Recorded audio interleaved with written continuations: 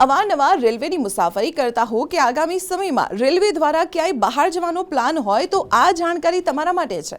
મુસાફરી દરમિયાન સાથે રહેતા સામાનના વજન અને તેના આકારને લઈ રેલવે વિભાગે એક ચોક્કસ ગાઈડલાઈન જાહેર કરી છે।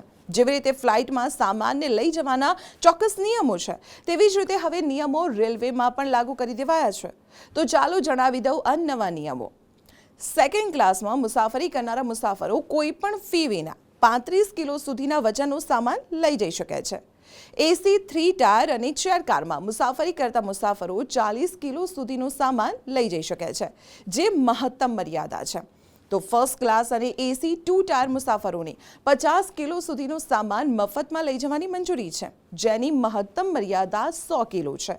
ફર્સ્ટ એસી મુસાફરોને ફી વગર 70 કિલો સુધીનો સામાન લઈ જવાની છૂટ છે, જ્યારે ફી લઈને તેઓ 150 કિલો સુધીનો સામાન લઈ જઈ શકે છે। વધુમાં રેલવેએ માત્ર વજન જ નહીં પરંતુ સામાનના કદ અંગે પણ સ્પષ્ટ નિયમો સ્થાપિત કર્યા છે। મુસાફરો કોચમાં ટ્રંક, સુટકેસ અથવા બોક્સ ફક્ત ત્યારે જ લઈ જઈ શકે છે જો તેનો આકાર નક્કી કરેલ માપદંડ પ્રમાણે હોય, જેમ કે તેની લંબાઈ 100 સેન્ટીમીટર, પહોળાઈ 60 સેન્ટીમીટર અને ઊંચાઈ 25 સેન્ટીમીટરથી વધુ ન હોવી જોઈએ। તો આવી જ મહત્વપૂર્ણ ઇન્ફોર્મેશન માટે આપ જોતા રહો સંદેશ ડિજિટલ।